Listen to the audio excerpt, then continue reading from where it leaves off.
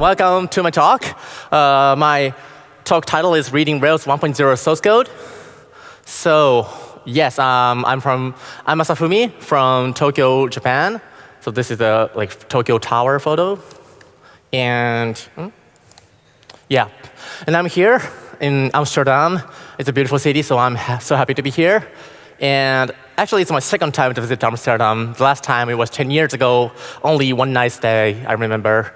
And now it's like 5 nights stay. It's much longer. I can enjoy the city well, so I'm so happy. By the way, do you know that there's a strong relationship, historical relationship between Japan and Netherlands? Maybe you don't know about it. Let me explain. So 400 years ago, in the Edo period, so this is called Dejima Island. It's not island now, but it was an island. And Dutch people were here.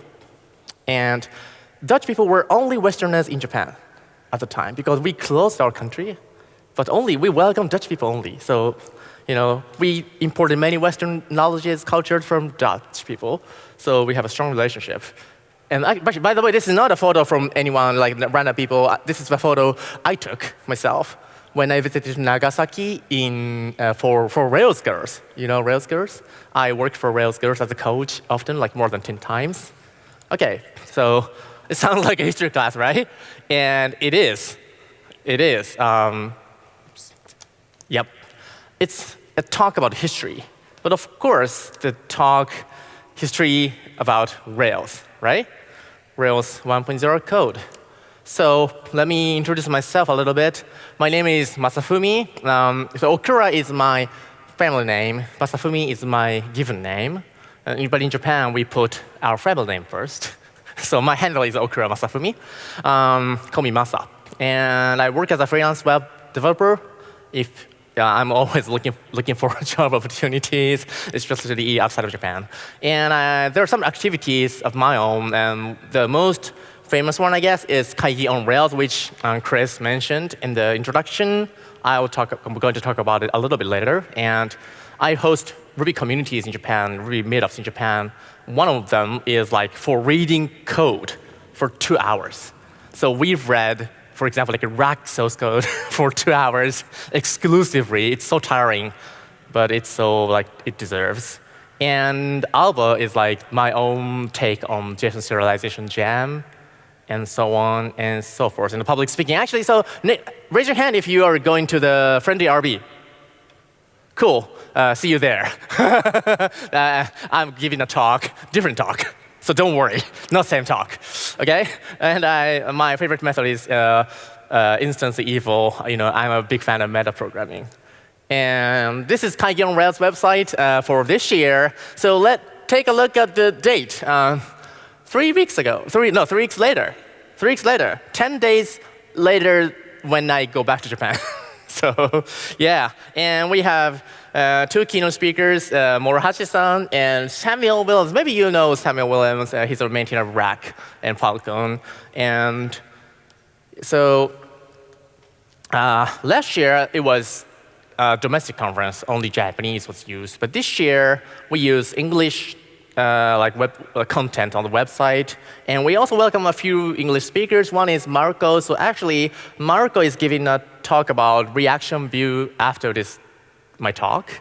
And he will be giving a similar talk in Japan too. So it's awesome. And so you know some of them, right? There are keynote speakers of Kaigi on Rails, including John here. John gave a video keynote 2 years ago, and Kamipo, he's from Japan, and Raphael from core team, and Aaron Patterson from the core team, and so on. And briefly, let me briefly introduce Alba. It's a JSON serialization gem with more than 2 million downloads, 1,000 GitHub stars, and I'm proud of it. And please use it if you are not comfortable with active model serializer. I think it's better than it. It's faster anyway. It's kind of missing parts of Rails. Anyway, so historian, I like history. I'm a fan of history, and historians mostly don't experience themselves for example, like World War II, like Edo era, like samurai, they're not samurai themselves. So like, when I started Rails back in 2012, it was already version 3. That was good. I mean, Bundler was there. Asset pipeline was there. By the way, so please raise your hand again if you've used Rails before version 2, like 1 and 2 and 0.5. Like 20%, 10%. Thank you.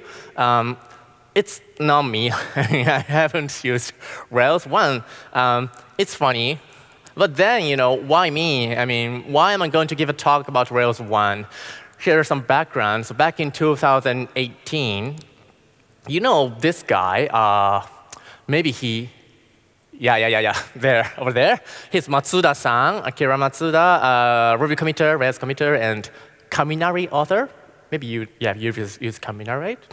And he actually told everyone that, reading Rails 1 is a good way of learning Rails because the code is simpler. And I was like, huh.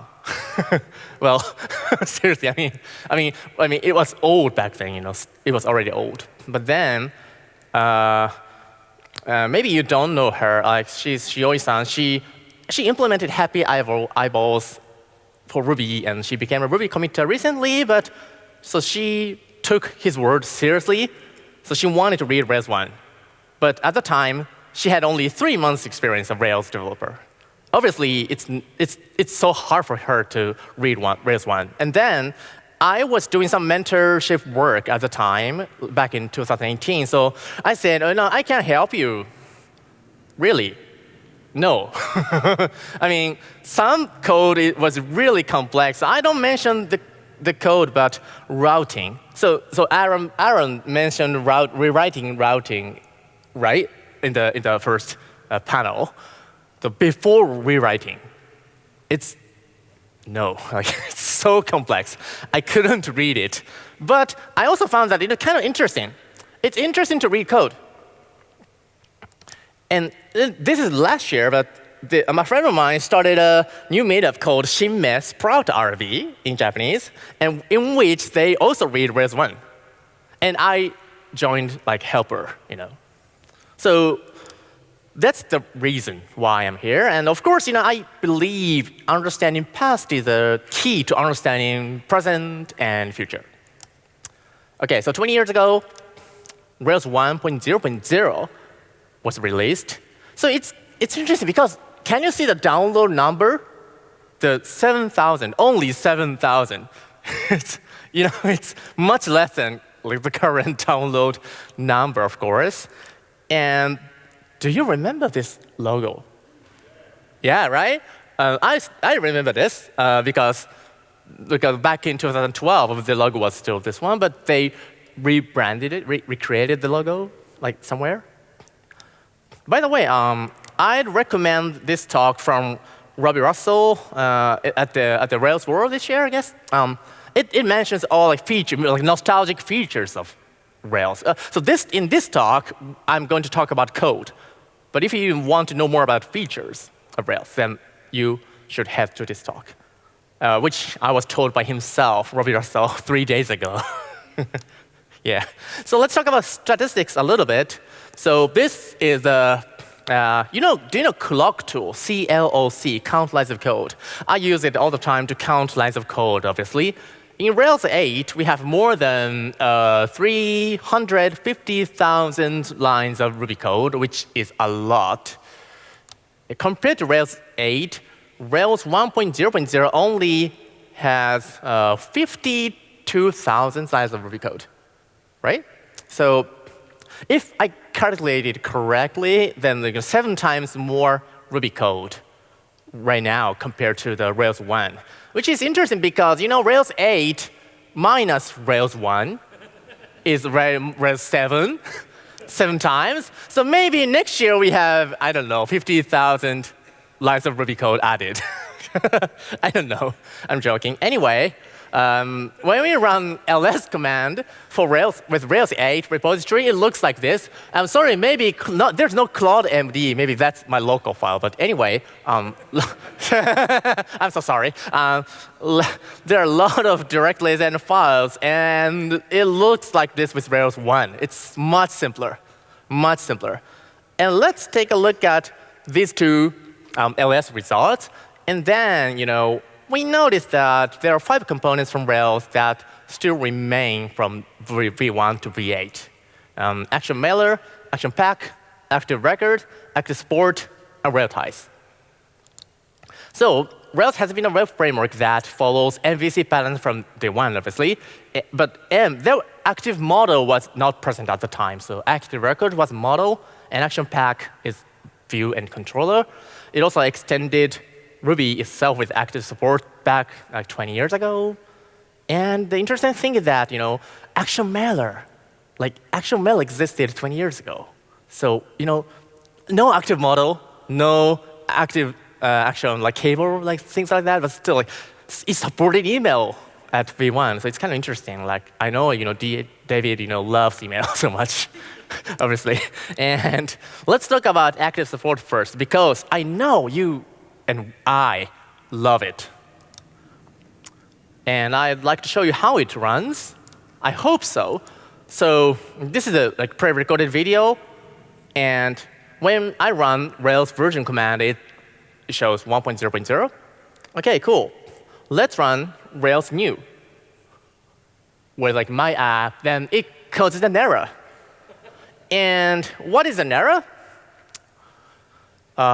Syntax error. Yes, it's actually syntax error. With the latest Ruby, I used Ruby 3.4.5. Let's install Ruby, old Ruby in my Mac, M1 Mac, this one. And can we install it? So now the Ruby version is 3.4.5. RBM install 1.8.7. No. No.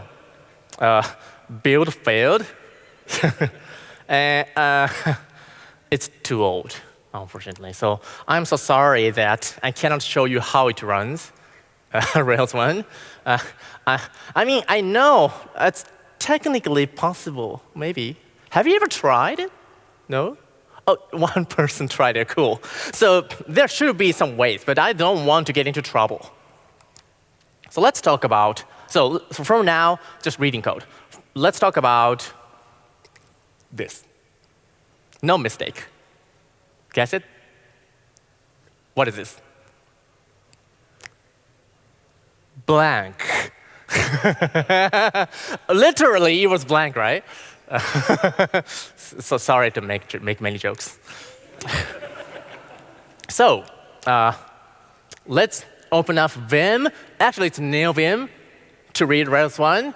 And yeah, we have open class right here, open new class. So it was called monkey patch. New class blank is true, true class blank false, and even string class, which DHH mentioned in his keynote, reopening string class to add method. And here's a generic implementation of blank method back in Rails 1, which is cool. Yeah, so this looks really similar to the current implementation. Actually, the new class implementation is equivalent from V1 to V8.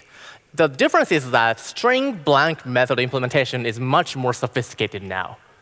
Where it considers many things, it uses regular expression to detect it's really blank or not. So Japanese kanji blank or something like that, But anyway, it's so cool to have blank method back then. Next, let's talk about this one, conventions over configuration, which is a really important concept of Rails. And to encourage CLC, we need inflector, right? And here's the implementation of inflector in Rails 1.0 NeoVim. By the way, I use NV alias to NeoVim. So this is the inflector module. And yeah, so here we initialize data containers from empty arrays. And when we insert into those arrays, like plural, singular, and so on and so forth. So like there are other methods like irregular adds like two things, and like uncountable is also another one. And going down, and we found the polarized method that actually converts word. And the code itself looks simple, so simple. Like polarize here, like using no metaprogramming at all, singularize, like camelize, titleize, and underscore, humanize, and so on and so forth, like demodularize. It sounds exotic. So yeah, this is the code of Inflector. So it's so simple back then. I mean, it's simple maybe, but yeah. So Active Support 5, the vibe of Active Support v1 is like I feel similar. I feel so familiar with the code, although I watched it for the first time. And there are things like blank and open class already, like Inflector and core extension, which is the power of Ruby. And you know that there was no present method, so present was not present. blank present and present was not present. Well, I don't know why. I think that's because we use bang blank as a present, right? But yeah, I don't know why. Maybe I should ask to David why present was not here. Cool. The next thing is relatize. It's also very important. Let's talk about this one. This is a photo I took from the boat yesterday morning, and there's some like tall tower in this town. Do you know what I mean? Scaffold, yes.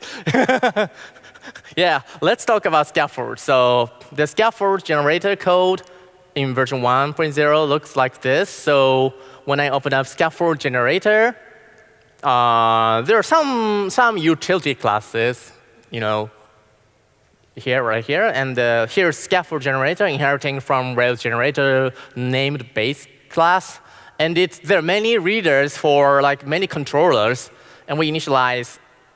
So here we initialize the controller-related instance variables, and here in the manifest method, we actually create files, and like check collisions, create directly, app controllers, helpers, views, and test functional. It's impressive, test functional. And down there, we also have a template. We use template for control RB. We use template. Yeah, so this is a control RB template. The one is functional test RB. And I was so curious about this functional test template. Let's open it up. Then let's open it up. So this is the template. It's actually ERB, right? It looks like ERB. But without ERB aspects, it looks like ordinary Ruby test code. It actually inherits from test unit, test case. Do you know test unit is an included test framework for Ruby? And assertion test method, it really looks like the ordinary test cases and assert response. So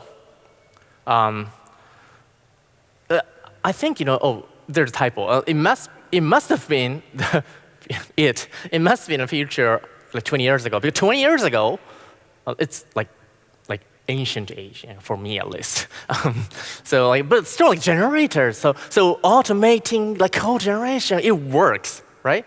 And functional tests are generated back in version 1, which is so impressive. But unfortunately, DHH will drop system test. So functional test is virtually system test. So it's so sad to drop it. But anyway, let's talk about Active Record. This is the final module for us. It's the most powerful framework of Rails. Let's talk about where, of course, where method. It's a most important method, right? You use it every day. Where's where? No, I can't find it. Where's where? It seems it didn't exist. And some of you used Rails 1. Maybe you will tell me, try to find method. Yeah, right? Find method. Okay, the joke is the joke ends here. And so Rails 1.0 didn't have where method.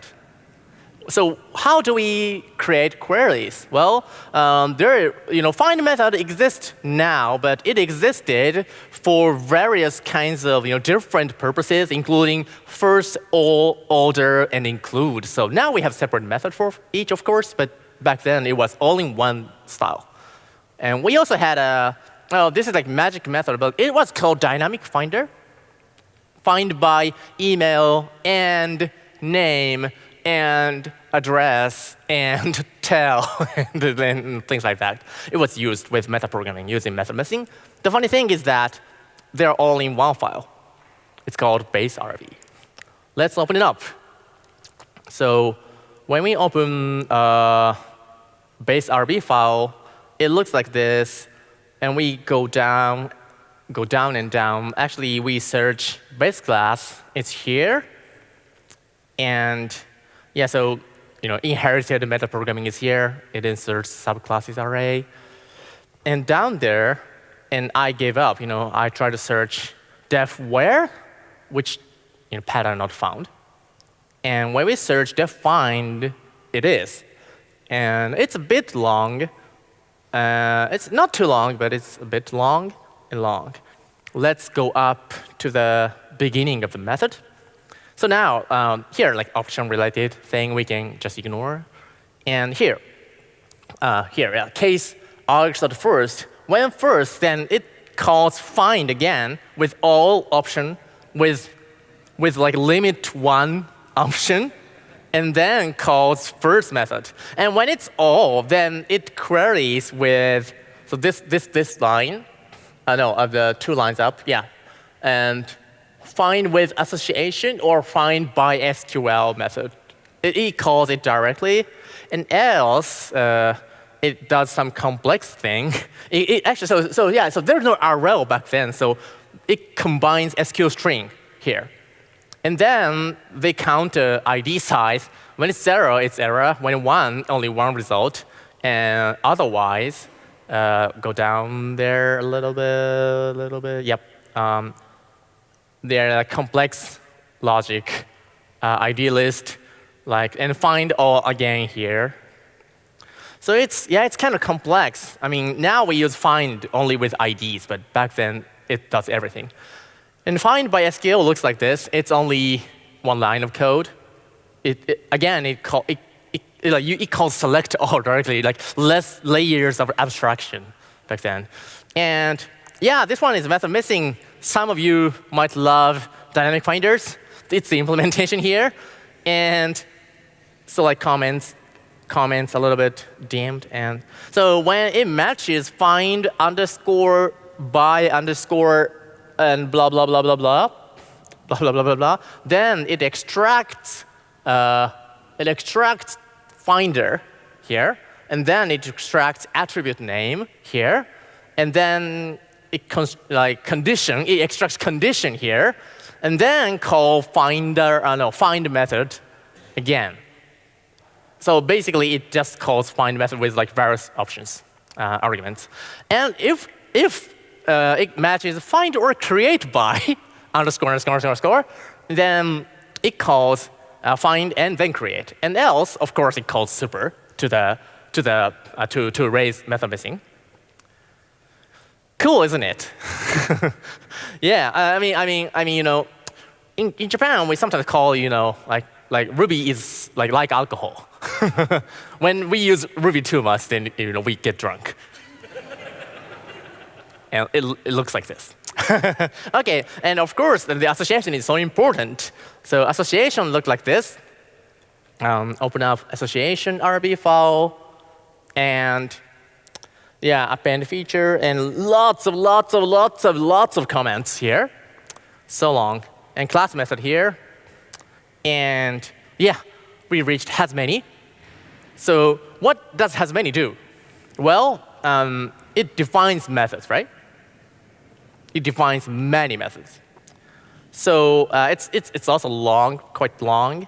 And down there, yeah, here, collection accessor method. That's suspicious. Let's go. Yeah, Now there are a bunch of define method calls. That's why has many seems so magical. The meta programming used here, and there are so many interesting things like instance variable get and instance variable set. It's also a different form of meta programming in Ruby. And yeah, and look at this. So not this one. It's one of the methods. Down there, yeah, we use inflector here. So inflector is a key part of Rails that actually make it possible to implement has many. The last thing is validation. Our favorite validations. So open up a validation file, and error-related code, down there, down, down, down, down, down. So error class, error zip class, actually. And now, finally, we reach, no, I gave up in search. And then, validate uniqueness of method. Yeah, and then here, it validates each attribute. Then, extract. Actually, it composes a SQL string again. And yeah, right here. And then, if it's new record, we do extra stuff. And lastly, let's just find it and add error, add something to the errors array. Not array, technically. Validate's present self is much simpler. Here, it's just this, and basically the same thing. But using send here, it's also different from meta programming, right? Send to call the method, actually, and then add blank error if it's actually blank. So the vibe of Active Record v1 is like, so base API is different. Base API changed a lot. And personally, where method seems so natural. I don't know why it didn't exist, but I don't know.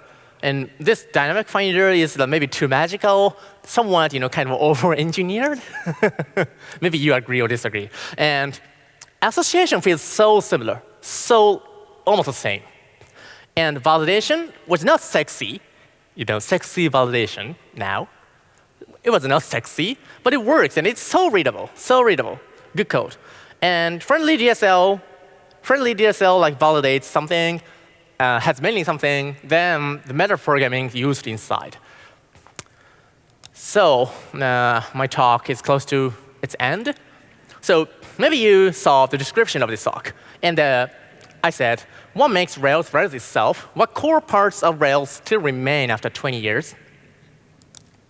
Let's answer the second question first. So it's simple. I mean, active support, especially core extension, like blank method, COC, inflector, generators, and active record, not base API, but associations and validations were all there. The more interesting question, what makes Rails Rails itself? This is personal answer. Two answers. The first one is this. Ruby. Because, right? Ruby on Rails. It's Ruby. I mean, we don't say, Laravel on PHP or Python Django. We don't call it like that, but Ruby on Rails. I mean, Ruby was and is so powerful, so flexible, and it has good facility of meta programming so that DHH created a beautiful code to implement beautiful interface. Open class, method missing, instance variable set, define method, send, and so on and so forth.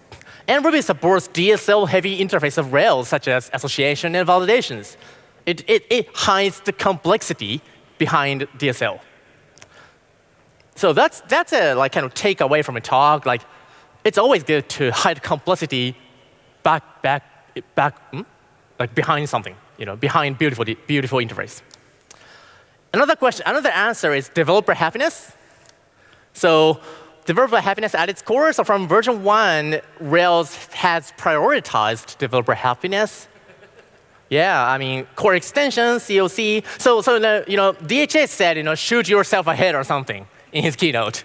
But when it's used quite cleverly, then it's so good.